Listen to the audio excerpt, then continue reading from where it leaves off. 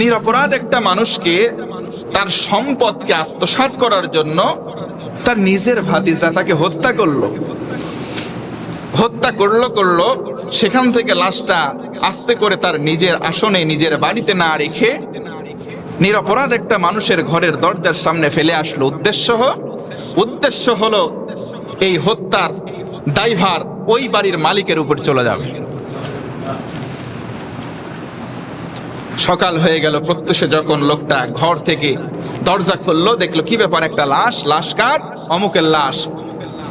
লাশের কথা যখন গুঞ্জনটা এলাকার মধ্যে ছড়িয়ে গেল, বনি ইসরায়েলের অনেক মানুষ সেই বাড়িটা সমবেত হয়ে গেল, ঘিরে ধরল। আল্লাহ তাআলা বলেন, এরপরে সবাই এসে যেই বাড়ির সামনে বা যেই বাড়ির দরজায় লাশ ছিল ওই বাড়ির মালিককে সবাই মিলে ধস্তাধস্তি করে ধরে ফেললো। আচ্ছা, খুন করছে কিন্তু ভাতিজা, আর ফেঁসে যাচ্ছে নিরপরাধ একটা মানুষ। কথা বলেন ঠিক কিনা? আমরা ইতোপূর্বে এমন বাংলাদেশ দেখেছি, হত্যা করেছে একজন আর হত্যার দায়ে মামলা দিয়ে ফাঁসি পর্যন্ত দিয়ে দিয়েছে আরেকজনকে। এই সিস্টেম আজকের নাই, সিস্টেম বনি ইসরায়েলের জামানায় ওই সময়ের মানুষও করত। হত্যা করেছে একজন, এই হত্যার দায় আরেকজনের উপরে পাঠাই দিয়েছে। ধর্ষণ করে কারা আর ধর্ষক বানায় কাদের? ধর্ষণ করে সেঞ্চুরি হয়ে যায়, সোনার ছেলে নাম দিয়েছে, কেক কেটে বিশ্ববিদ্যালয়ের মতো জায়গায় উদযাপন করে। আর বাংলাদেশের যারা নক্ষত্র, যারা স্টার, যারা আলেম উলামা, তাদেরকে মিথ্যা ধর্ষণের মামলা পর্যন্ত দেওয়া হয়েছে। দেখছেন, সিস্টেমটা কিন্তু আজকের নাই, সিস্টেমটা বনি ইসরায়েলের জামানায় ছিল। কত বড় সিস্টেম! হত্যা করছে ভাতিজা আর চাপাই দিল আরেকজনের উপরে। এবার কি করা যায়? যেই ব্যক্তির উপরে হত্যার দায় চাপালো, আল্লাহ বলেন তার বাড়ির পক্ষ থেকে কিছু লোক তার পক্ষে দাঁড়িয়ে প্রতিবাদ করা শুরু করে দিল। জোরে কোন আল্লাহু আকবার। রক্তক্ষয়ী যুদ্ধের দিকে যাচ্ছে, কারণ যে ব্যক্তি হত্যা করে নাই তার বুকে সাহস আছে, আমি হত্যা করি নাই, আমি খুন করি নাই, আমার বুকে বল আছে। তার আত্মীয় স্বজনও তাকে চেনে। লোকটা দিন আনে দিন খায়, স্বাভাবিক দিন পাক করে। এই লোকটা হত্যা তো দূরের কথা, একটা মানুষকে কোনোদিন থাপ্পড়ও দিতে পারে না, অথচ তার বিরুদ্ধে মামলা দিছে, খুনের মামলা। চিন্তা করছেন? দাদা ছিল কবরে, এমনও সময় এই 15 বছরে গেছে, দাদা ছিল কবরে, দাদার নামে মামলা হয়েছে উপরে। মৃত মানুষের নামে, মারা গেছে তার নামেও মামলা হয়েছে বাংলার জমিনে। শয়তানের চাইতে কত বড় শয়তান হলে এই সমস্ত কাজ করতে পারে? আল্লাহ সঠিক বুঝতে পারে না। আমিন। আবার তারাই আজকে এই সমস্ত মানুষ এই ঘটনা থেকে আল্লাহ শিক্ষা দিতে চায় যে অন্যায় করে হত্যা করবা, তুমি অন্যের উপরে চাপিয়ে দিবা, এটা কখনো বরদাস্ত করা হবে না। এটা আল্লাহ বললেন। ঘোষণা কার? সূরা বাকারা। দুই পক্ষের ভিতরে রক্তক্ষয়ী যুদ্ধ বা সংঘর্ষ বেঁধে যাবে, উপক্রম হয়েছে। আল্লাহ পাক তখন মুসা নবী আলাইহিস সালাতু ওয়াস সালামকে ওই জায়গায় পাঠালেন। অথবা মুফাসসির উল্লেখ করেছেন ওদের ভিতর থেকে দুই দলের থেকে প্রতিনিধি নবী মুসার কাছে চলে গেলেন। মুসা, লাগছে তো বিশাল গ্যাঞ্জাম, খুন করছে কে জানি না, এরা বলে আমরা খুন করি নাই, আমরা মনে করছি ওর বাড়ির সামনে পাইছি লাশ, ওই খুন করছে, এই মামলার সলিউশন কি হবে তুমি দাও। আল্লাহু আকবার। তৎকালীন লোক খারাপ হইলেও এত খারাপ ছিল না। সমাধানের জন্য আলেম ওলামা, আল্লাহর প্রেরিত বান্দা, নবীর কাছে পর্যন্ত গিয়ে সমাধান চাইতো। আর আজকে আমাদের দেশে মিথ্যা মামলা বানাই আমরা আলেম ওলামা, নেককার, সলিড মানুষের কাছে, সলিড বিচারপতির কাছে মামলার জন্য যাই নাই, বিচারের জন্য যাই নাই। মিথ্যা মামলা সাজাই আমরা এই বিচারের জন্য দাবি করছি বিদেশি বন্ধুর কাছে। কি আওয়াজ দেন, কথা ঠিক কি না? আল্লাহ তাআলা বলেন নবী মুসা আলাইহিস সালামকে আমি তখন আয়াত নাজিল করে দিলাম। কি বললাম? এক কাজ করো, একটা গরু তোমরা জবাই করো। সুবহানাল্লাহ পড়েন। দুই দল মারামারি থামাও, ওই লাশটা ওই জায়গায় রাখো, একটা গরু জবাই করো। গরু জবাই করার পরে গরুর এক টুকরা গোশত তোমরা নিয়ে ওই মাইয়াতের গায়ের মধ্যে ছুঁড়ে দাও। সুবহানাল্লাহ বলেন। একটা গরু জবাই করে গরুর এক টুকরা গোশত ওই মাইয়াতের গায়ের উপরে ছুঁড়ে দাও। ওই মাইয়াতটা দাঁড়িয়ে বলবে আমার আসল হত্যাকারী কি। আল্লাহু আকবার। যে আসল খুনি, ওর মনের ভিতরে তো এখন দুপুক বুকদুক শুরু হয়েছে। কারণ যারা প্রকৃত খুনি তারা সব সময় আতঙ্কে থাকে। যারা প্রকৃত খুনি অন্যের উপরে দোষ চাপিয়ে দেয়। আল্লাহ তাআলা বোঝাতে চাইলেন যে নিরীহ মানুষকে হয়তোবা সাময়িক একটু কষ্ট ক্লেশের মধ্যে রাখা সম্ভব, প্রকৃত অন্যায়কারী 24 ঘন্টা আতঙ্কে থাকে। ভাতিজার তো ঘুম হারাম, কারণ নবীর কাছে ওহী আসছে, ওহী তো 100 ভাগ মানে। ওরাও তৎকালীন সময় হত্যা করছে, অপরাজনীতি করছে, এরপরেও বিশ্বাস করছে না আল্লাহ একজন আছে। আজও পৃথিবীতে যারা দেখলাম আমরা রাজনীতি করেছে, অন্যায় করেছে, ওরা কিন্তু মনে মনে এতটুকুন জানে আল্লাহ একজন।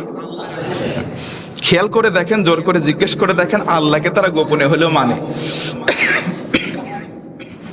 আল্লাহ তাআলা বললেন, মুসা বলে দাও একটা গরু জবাই করুক, গোশত 1 টুকরা নিক, ওর উপরে ছুঁড়ে মারুক, দাঁড়িয়ে বলে দেবে আমার হত্যাকারী অমুক। আরেকবার আল্লাহু আকবার। নবী মুসা আলাইহিস সালাম বলে দিলেন, এলাকার লোকেরা মারামারি থামাও, শান্তির পক্ষে ইসলাম, শান্তির পক্ষে আল্লাহ। আমি নবী মুসাও তোমাদের শান্তি চাই। সুবহানাল্লাহ। শান্তির জন্য কি সমঝোতা হলো একটাই, গরু একটা ধরো, জবাই করো, 1 টুকরা গোশত নিয়ে ওই লোকের গায়ের উপরে মারো, মৃত মানুষ তাজা হবে। ঘোষণা কার? আল্লাহ।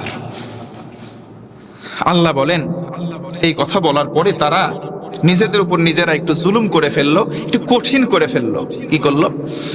চলে গেল ওই যে লাশের পাশে যারা আছে, প্রতিনিধিরা আসছিল, প্রতিনিধিদের কাছে নবী মুসা বললেন এই কাজ করো। এবার এরা গিয়ে প্রতিনিধির কাছে বলল, মুসা আল্লাহর নবী বলছে একটা গরু জবাই করতে, এই করতে।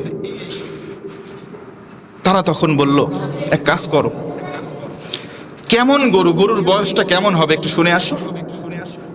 আল্লাহ বলেন তারা নিজেদের উপরে নিজেরা কঠিন করে নিল। এবার তারা ওখান থেকে প্রতিনিধি দল নবী মুসার কাছে আবার আসলো, মুসা বয়সটা কেমন হবে? নবী মুসা চুপচাপ আল্লাহর অপেক্ষায় রয়েছে, আল্লাহ কখন ওহী দেয়। আল্লাহ ওহী করলেন, মুসা বলে দাও একেবারে বাছুরও না, আবার একেবারে বৃদ্ধও না, মাঝামাঝি বয়সের একটা গরু। সুবহানাল্লাহ। প্রতিনিধি দল আবার এলাকায় চলে গেল। মুসার ইলহাম হলো, মুসার আল্লাহ জানিয়েছে যে মাঝারি বয়সের একটা গরু জবাই করতে হবে, গোশতটা নিতে হবে, নিয়ে তার গায়ে মারলে লাশ উঠে বলে দেবে তার হত্যাকারীকে। একটু জোরে আওয়াজ করে আল্লাহু আকবার। প্রিয় বন্ধুগণ, এবার যাওয়ার পরে প্রতিনিধি দল যখন বলল এই কথা বলেছে মাঝারি ধরনের গরু হতে হবে, আরেকজন মোড়ল থাকে প্রশ্ন করলো, মাঝারি ধরনের হবে বুঝলাম, এটা এঁড়ে হবে না বকন হবে? আল্লাহ কিন্তু আগেই বললেন, আমি বললাম এক কথা, ওরা কঠিন বানায় নিল। আমি বললাম যে তোমরা একটা গরু জবাই করো। মুফাসসির স্পষ্ট বলেছেন ওরা যদি যে কোনো একটা গরু জবাই করে গোশতটা ছুঁড়ে দিত, কাজ হয়ে যেত, কিন্তু না, তারা বুঝছে বেশি। এই জন্য আমি একটা কথা বলি, বোঝা জিনিসটা ভালো, কিন্তু বেশি বোঝা। আবার বলেন, বোঝা ভালো, বেশি বোঝা। আল্লাহ সহজ করতে চায়, আমরা কঠিন করে নিচ্ছি। তারপরে আবার প্রতিনিধি দল, ও মুসা বুঝলাম না হয় মাঝারি বয়সের, না বেটা ছেলে না মেয়ে ছেলে হবে, এরে না বক না হবে। মুসা নবীর কাছে আবার নাজিল হয়ে গেল ওহী, যাও এটা পুরুষ এড়ে গরু হবে। সুবহানাল্লাহ পড়ে। প্রতিনিধি দল আবার গিয়ে বলল, বলে ঠিক আছে এটাও মানলাম। আরেক মোড়ল মাথা মোটা বলতেছে সবই বুঝলাম, তাহলে গায়ের রংটা কেমন হবে, চামড়ার রংটা কেমন হবে? আবার চলে আসছে, মুসা বলো তো, পুরুষ মাঝারি বয়স ওকে, বাট চামড়ার রংটা কেমন হবে? নবী মুসা তো টাসকি লাগছে, কি রে কোন জ্বালায় পড়লাম, এটা গরু জবাই করে দিলেই হয়তো। এত প্রশ্ন আজও বাংলাদেশে দেখবেন, প্রশ্নের উপরের প্রশ্ন। হুজুর নামাজ পড়বো এই জায়গায় এমনি, হুজুর বাংলাদেশে খালি মাজার ভাঙা হইতেছে, এর কিছু কর না? বর্তমানে মাজার ভাঙা হচ্ছে কি হয় না?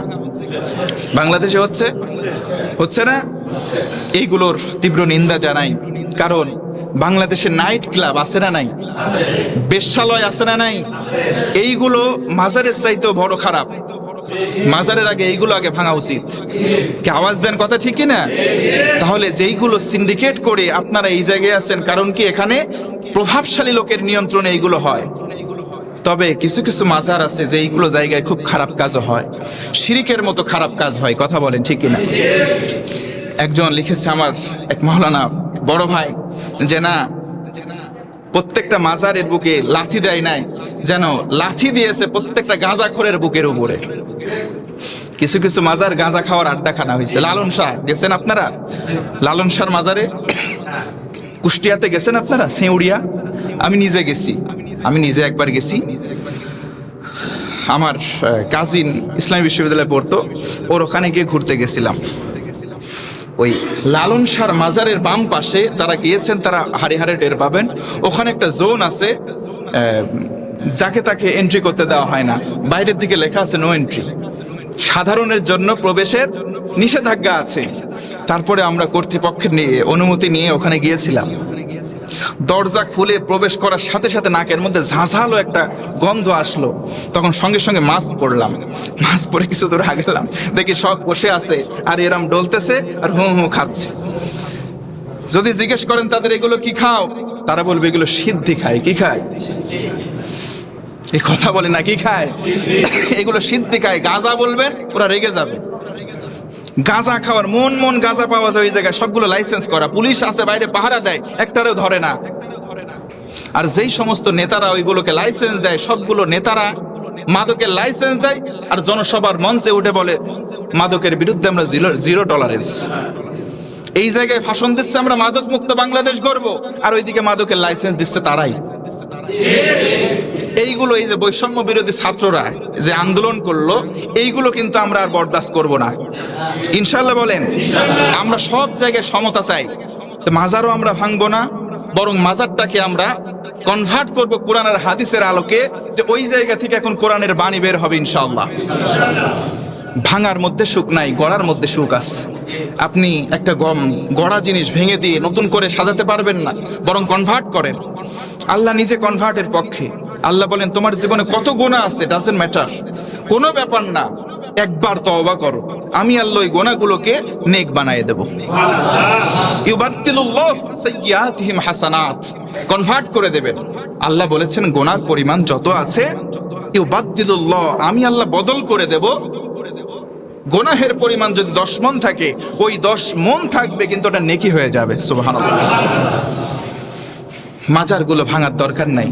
কিছু কিছু মাজার আছে যেগুলোকে আমরা মাজার বলছি, কিছু কিছু কবর আছে যেগুলো ওলি আল্লাহর কবর, যাদের মাধ্যমে বাংলাদেশে এই জমিনে ইসলামের আলো আমরা দেখতে পেয়েছি, প্রবেশ করেছে।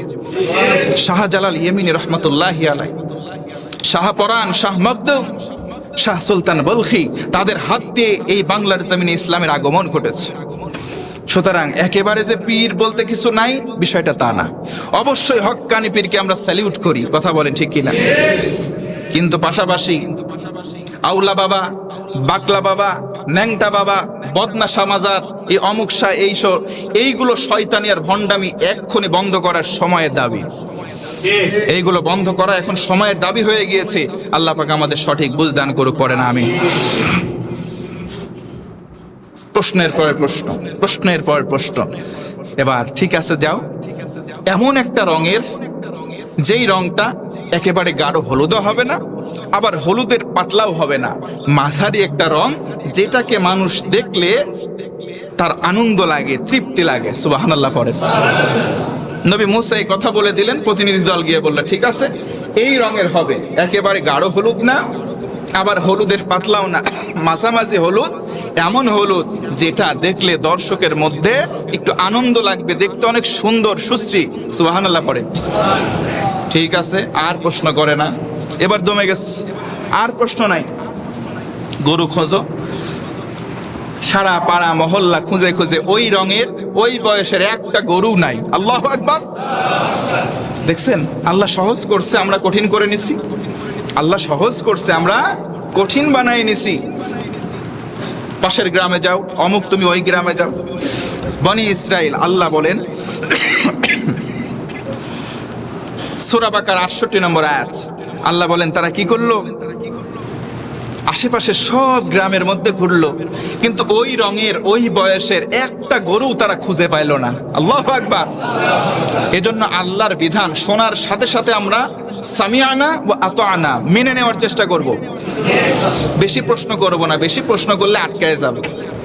বেশি প্রশ্ন করতে গেলে এমন আটকায় যাব। আল্লাহ এই মেসালটা কেন দিলেন? শিক্ষা হলো এটাই, ইসলামের যে কোনো বিধান মান্য করার ক্ষেত্রে বেশি প্রশ্ন নয়, বরং যতটুকুন শুনবো মেনে নেওয়ার জন্য আমরা মনটাকে চেষ্টা করবো যে ওইভাবে গড়ে তোলার, ইনশাআল্লাহ। এরপরে আল্লাহ পাক অন্য একটা ঘটনার মধ্যে নিয়ে গেলেন। গরুর মালিক আছে কিন্তু ওই জায়গায় নাই, ওখান থেকে অনেক দূরের পথ, একটা গ্রামের মধ্যে ওই গরুটা আছে। ওই গরুর মালিকানা হচ্ছে একটা বালক, জোরে গণ সুবহানাল্লাহ। কিন্তু গরু তো আনতে হবে, না হলে হত্যাকারীর এই হত্যার মামলার রায় তো নিষ্পত্তি হবে না। এ তো আর আমার বাংলাদেশ না যে হত্যা করছে অমুক, আরেকজনের নামে মামলা দিয়ে তার ফাঁসি দিয়ে দিলাম, এটা তো বাংলাদেশ না। এ কথা বলেন ঠিক কি না? হত্যার মামলা সঠিকভাবে হওয়া লাগবে, এর বিচারটা সঠিক হওয়া লাগবে। এই জন্য তারা খোঁজা আরম্ভ করছে, খুঁজতে খুঁজতে খুঁজতে খুঁজতে এমন একটা গ্রামের মধ্যে চলে গেল। ওই গ্রামের মধ্যে ওই গরুর সন্ধান পাওয়া গেল, সুবহানাল্লাহ। যেই যুবকের কাছে পাওয়া গেল, ওই যুবকের একটা ঘটনা মুফাসসিরিনে কেরামগণ উল্লেখ করেছেন। বলবো কি ভাই? কষ্ট হচ্ছে? এই কোরআনের ঘটনা শুনতে মজা লাগার কথা, কি কথা বলেন ঠিক কিনা? আপনারা কি রাজনীতি শুনতে গন্ধ পাচ্ছেন নাকি? রাজনীতির গন্ধ লাগে? মনে রাখবেন একটা কথা স্পষ্ট, মনে রাখবেন একটা কথা স্পষ্ট, যেই রাজনীতির মধ্যে কোরআন থাকবে না সেটা রাজনীতি না, সেটা অপরাজনীতি। আর রাজনীতি কারে বলে? দেশ ও জনগণের কল্যাণের স্বার্থে যারা নীতি অবলম্বন করে সেটাই হলো রাজনীতি। রাজনীতি করা ভালো, রাজনীতি করা ফরজ। কোরআনের রাজনীতি আল্লাহ রসুল কোরআন দিয়ে 10 বছর মদিনা পরিচালনা করেছিলেন, সুবহানাল্লাহ বলেন। কয় বছর? 10 বছর। কোনো দুঃশাসন ছিল না, কোনো অন্যায় ছিল না, কোনো অপকর্ম ছিল না। একটা রমণী যুবতী একটা জায়গা থেকে শত শত কিলোমিটার পায়ে হেঁটে রাত্রির অন্ধকারে নিভৃতে চলে গেছে, একটা মানুষ কটু কথা বলে নাই। আল্লাহু আকবার। এর নাম কোরআনের রাজনীতি। কোরআনের রাজ কায়েম হোক, এই ফল আমরাও পাবো ইনশাআল্লাহ। এজন্য একটু চেষ্টা করতে হবে, ইনশাআল্লাহ বলেন। আজকে এই যে বৈষম্য বিরোধী ছাত্র আন্দোলনে যারা অংশগ্রহণ করে শহীদ হয়েছিল, তাদের শাহাদাতের আলা মাকাম আমরা কামনা করছি, আল্লাহ দান করুক, পড়ে না আমিন। তাদের আত্মার মাগফিরাতের জন্য বাংলাদেশ জামাত ইসলামী পাবনা জেলা 12 নং ওয়ার্ডের আয়োজনে আজকে আপনাদের পাশেই এই ঈদগাহ ময়দানে একটা দোয়ার আয়োজন করা হয়েছে। বিকাল 4টা থেকে শুরু হবে। আপনারা সকলে অনুষ্ঠানে উপস্থিত থাকার চেষ্টা করবেন ইনশাআল্লাহ। কারণ দোয়া করার দরকার তাদের জন্য আছে না নাই? এটা চিন্তা করেন, 5 তারিখের আগে চিন্তা করেন, যদি 5 তারিখ আমাদের জামানায় না আসতো, আমাদের যুগে, তাহলে আমাদের অবস্থান কি হতো একটু চিন্তা করেন। আল্লাহ পাক যা করেছেন ভালোই করেছেন, বলেন আলহামদুলিল্লাহ। আরো জোরে বলেন আলহামদুলিল্লাহ। এবার লোকজন চলে গেল ওই এলাকায়, ওই ছেলের কাছে। ওই ছেলের একটু ব্যাকগ্রাউন্ডের ঘটনা আছে, বলবো কি ভাই? ওই যুবকটা ছিল এক বাপের এক সওয়াল, এক বাপের এক সন্তান। ছেলেটা এত বাবা ভক্ত ছিল, ছেলেটার মা মারা গিয়েছিল, বাড়িতে তার বাবা থাকতো বৃদ্ধ, আর সেই ছেলেটা কিছু পশু পালন করত আর বাবার কথা মতো ব্যবসা করত, সুবহানাল্লাহ পড়ে। বাধ্যানুগত সন্তান। আজকে যুবক যারা আছো, সন্তান তোমাদেরকে আমি বলি, এই ঘটনা থেকে শিক্ষা নাও। বাবা একদিন ঘুমিয়ে আছে, আমি সংক্ষেপে বলি সময় শেষের দিকে। বাবা ঘুমিয়ে আছে, আরাম ফরমাচ্ছে। বাবার শিওরে বালিশের নিচে আছে টাকার বাক্সের চাবি। এমত অবস্থায় একটা লোক তার কাছে এসে বলে, যুবক, আমার কাছে দেখো একটা হীরার টুকরা আছে, এটা আমি বিক্রি করব একেবারে কম মূল্যে। তুমি যদি নিতে চাও 70,000 টাকা আমাকে দিয়ে দাও, এটা আমি তোমাকে দিয়ে দেব। সে ব্যবসায়ী ছিল, ছেলেটা বুঝতে পেরেছে এটা অনেক দাম। সুবহানাল্লাহ। বলে 70,000 টাকা, ঠিক আছে দাঁড়াও। বাবার কাছে গিয়ে দেখে বাবা ঘুমিয়ে আছে, কিন্তু বাবার কাছে মাথার মধ্যে মানে বালিশের নিচে আছে চাবি। ওই চাবি দিয়ে বাক্সটা খুলতে হবে। বাক্স এবং টাকার মালিকানাটা ছেলের। ঘর থেকে বের হয়ে এসে বলে, ভাই, আমার বাবা ঘুমাচ্ছে, আরাম ফরমাচ্ছে, আমি এই মুহূর্তে আমার বাবার ঘুম থেকে ডেকে জাগ্রত করে ডিস্টার্ব করে ওই চাবি এনে তোমাকে টাকা দিতে পারবো না, এটা আমি ক্রয় করব না। সুবহানাল্লাহ। বাবা ভক্ত সন্তান, দেখেন না, বাবা ভক্ত সন্তান। বাবা ঘুমাচ্ছে, বাবার কাছে আছে চাবি, চাবিটা নিয়ে টাকাটা খুলে বাক্সটা খুলে টাকা দেবে, এটা দিতে রাজি হয় নাই।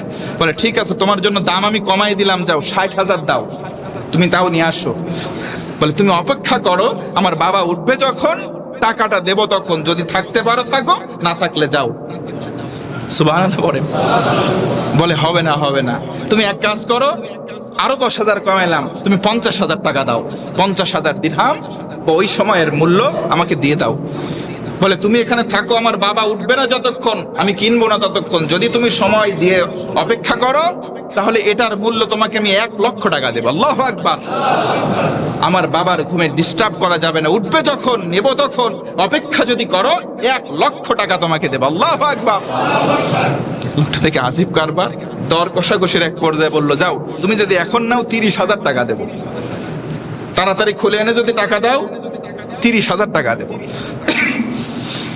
এইগুলো হয়েছে যারা জুয়া খেলে, দেখবেন অনেক সময় বাইক থাকে, অনেক সময় দামি ফোন থাকে, এমন মাথায় পিনি কোটে, যা আছে তুই তাই দে তো, এইরকম আছে না? এইগুলো সমাজকে ধ্বংসের দ্বার প্রান্তে নিয়ে যাচ্ছে। এজন্য মাদক আর জুয়া যেখানেই আছে, সমাজের যারা বিত্তবান, যারা সচেতন মানুষ আছেন, এই মুহূর্তে মাদক আর জুয়া যেখানেই হবে সেখানে আপনারা নির্মূল করার চেষ্টা করবেন। এখানে বলতেছেন ইনশাআল্লাহ হুজুর মসজিদ থেকে বের হয়ে গেলে সব ভুলে যায়, কারণ আমরাই ওই জায়গায় যায় বসি। অনেকে আছে ওই জায়গায় বসে, বলে কি করেন, কয় হুজুর মুনাজাত করতেছি।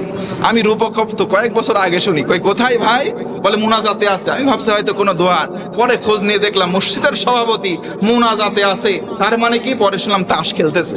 জোরে কোন সুবহানাল্লাহ। সুবহানাল্লাহ হবে, আওয়াজ করে বলেন নাউযুবিল্লাহ। ওই মুনাজাতের দরকার নাই। এইগুলো একটা মানুষকে ব্যক্তিত্ব নষ্ট করে, তার সন্তানের ভবিষ্যৎ নষ্ট করে, পরিবারকে নষ্ট করে, সমাজকে পর্যন্ত নষ্ট করে দেয়। যাই হোক, সংক্ষেপে বলি, ছেলেটা বিক্রির জন্য টাকাটা আনে নাই, বাবা ঘুম থেকে ওঠে নাই, 30,000 টাকা বলে বসে থাকো, 1,00,000 টাকা দেব, ছেলেটা ক্রয় করে নাই, লোকটা সেখান থেকে চলে গেছে। আল্লাহ তাআলা ওই বাচ্চাটার উপরে, ওই সন্তানটার উপরে এত খুশি হয়ে গেছে। ওই বাড়িতে একটা গর্ভাবস্থায় ছিল গরুর গাভী, ওই গাভী থেকে যেই বাচ্চাটা প্রসব করেছে, ওই বাচ্চাটার রং এবং এই গুণ অনুযায়ী ওই বাচ্চাটাই হয়ে গেছে এই মুসা নবীকে বলে দেওয়া বাচ্চার গুণের মতো। আল্লাহু আকবার। কত স্যাক্রিফাইস করলা, একটা হীরার টুকরারে তুমি কেন নাই অল্প দামে, অথচ এটার দাম ছিল অনেক কোটি টাকা, তুমি অল্প দামে কেন নাই? শুধুমাত্র পিতা ভক্ত হওয়ার কারণে, বাপের সম্মান করার কারণে, বাপের একটু অসুবিধা হবে এটা যদি না করার কারণে এই স্যাক্রিফাইস করে আল্লাহ দিতে পারে। আমরা যারা সন্তান আছি, পিতা মাতার প্রতি সেবা করার এই দৃষ্টিভঙ্গি আমাদের করার দরকার আছে না নাই? এখানে বলতেছেন আছে, বাড়িতে যায় মা ভাত দে, এরকম আছে না নাই? এইগুলো বলবেন না। মা আপনার জন্য জান্নাত, বাপ আপনার জন্য জান্নাত। আরে ভালো আচরণ করবেন তো জান্নাতের সাথে ভালো আচরণ করেন। বাইরে বন্ধু বান্ধবীর অভাব নাই, তাদের সাথে কি কোমল আচরণ করে, আর বাবা মার সঙ্গে রুক্ষ সূক্ষ্ম আচরণ করে, এগুলো মোটেও সমীচীন নয়। এই মুহূর্তে এই ঘটনা থেকে শিক্ষা নিলাম, বাবা মার সঙ্গে বেঁচে আসি যতদিন, ভালো আচরণ করবো অতদিন। আল্লাহ কবুল করো, পড়েন আমিন। লোকজন চলে গেল, গিয়ে বলতেছে বাছুরটা দাও। পয়সাও নাকি ফাও, বিক্রি করা যাবে না, যদি এটা নিতে চাও এইটারে দিবে 1 পাল্লায়, আর একেবারে 22 ক্যারেটের সোনা দিবে 1 পাল্লায়। অর্থাৎ এইটার মূল্য এই রকম হবে, 1 পাল্লাই গাভী এই গরু আর 1 পাল্লাই সোনা, সম পরিমাণ সোনা দিবা, তারপরে এটারে বিক্রি করবো। জোরে কোন আল্লাহু আকবার। গরু একটা জবাই করলেই কাজ শেষ হয়ে যায়, তো এখন দেখেন কোন গেড়া কলে পড়ছে। আল্লাহ তাআলা বললেন ঠিক আছে, ওই যে বাধ্য হইছে, ওই গরু কোথাও নাই। এবার শলা পরামর্শ করছে, কি করবো রে ভাই, হত্যার মামলা নিষ্পত্তি করা লাগবে, এটার বিচার করা লাগবে। করা কি যায়? তাহলে এক কাজ করো, অবশ্যই সোনার বিনিময় হইলেও তোমরা গরুটারে ক্রয় করে নিয়ে আসো। আল্লাহু আকবার। গরুটা কিনে আনছে, আনার পরে জবাই করছে, গোশতের টুকরা বের করছে, মৃত লাশের উপরে ছুঁড়ে মারছে, দাঁড়াইয়া বলতেছে আমারে হত্যা এই ব্যক্তি করে নাই, আমারে হত্যা করছে আমার আপন ভাতিজা। আল্লাহু আকবার। ধর ধর ধর ভাতিজারে ধর ধর। হত্যার বদলে হত্যা, তাকে হত্যা করে দেওয়া হলো। জোরে কোন আল্লাহু আকবার। এভাবে নিরপরাধ একটা মানুষ ওখান থেকে মৃত্যুর হাত থেকে বেঁচে গেল আল্লাহ পাক কোরআন দ্বারা, অর্থাৎ এই ওহির মাধ্যমে আসমানি ঐশী বাণীর মাধ্যমে ন্যায় আর ইনসাফ প্রতিষ্ঠা করে দিলেন। জোরে কোন সুবহানাল্লাহ। আজও যদি গোটা বাংলা সহ পৃথিবীর বুকে ন্যায় আর ইনসাফ ভিত্তিক বিচার ব্যবস্থা কায়েম করতে হয়, কোরআন ছাড়া বিকল্প কোনো আর উপায় নাই। সুতরাং আসুন কোরআনের ছায়াতলে, আসুন আল্লাহর রাসূলের আদর্শের নিচে। এর মধ্যেই রয়েছে প্রকৃত শান্তি, আর এর মধ্যেই রয়েছে পরকালের প্রকৃত মুক্তি আজকে হলো 69 আয়াত পর্যন্ত, 70 71 আয়াত শেষ হয়ে গেল। আমরা আগামী দিনে 72 নম্বর আয়াতে কারিমা থেকে সামনের দিকে যাব ইনশাআল্লাহ। তবে আপনারা যেটা বলেছিলাম সিরাত আর মিলাদ, এটা নিয়ে মারামারি না করে আপনারা আপনাদের মসজিদ এবং এলাকাবাসীর পক্ষ থেকে প্রতি বছর সিরাতের জন্য একটা আয়োজন করবেন, সিরাত সম্মেলন করবেন ইনশাআল্লাহ। আমি আমার নিজ উদ্যোগে আমার নিজ এলাকায় আগামী 18 তারিখ রোজ বুধবার একটা সিরাত সম্মেলনের আয়োজন করেছে, আপনাদের দাওয়াত থাকলো ইনশাআল্লাহ, বলেন না? সেখানে পাবনা জেলার উদীয়মান তরুণ সকল মুফাসসির উপস্থিত থাকবেন। কিছুদিন আগ পর্যন্ত 1-1.5 মাসও হয় নাই, আগ পর্যন্ত আমরা 2-3 জন আলেম একসাথে হইতে পারি নাই। এ কথা বলেন না, 2-3 জন আলেম একসাথে হইতে পারি নাই, নাশকতার জন্য ওরা মনে হয় একসাথে হইছে, মিথ্যা অপবাদ দেওয়া হতো। অথচ আমরা আলেম ওলামা যেখানে একত্রিত হই, নাশকতার জন্য আমরা একত্রিত হই না, বরং আমরা একত্রিত হই নাশকতাকে দূর করার জন্য। আসেন না, 100 জনের উপরে আলেম ওলামা ওই জায়গায় আমরা একত্রিত হব। যারা স্থানীয় ওই ছিল তারাই বলতেছে আসি আমরা, বাবা করো আসি আমরা, জোরে কোন সুবহানাল্লাহ। সুতরাং সময়ের 1 ফোর, অসময়ের 10 ফোর। আল্লাহ পাক আমাদের সঠিক বুঝদান করুক, পড়েন আমিন। আপনারাও, আমি চাই সিরাত সম্মেলন হোক, সিরাতের আয়োজন হোক, আপনারাও করেন ইনশাআল্লাহ। আগামী 12ই রবিউল আউয়ালই যে করতে হবে বিষয়টা তা নয়।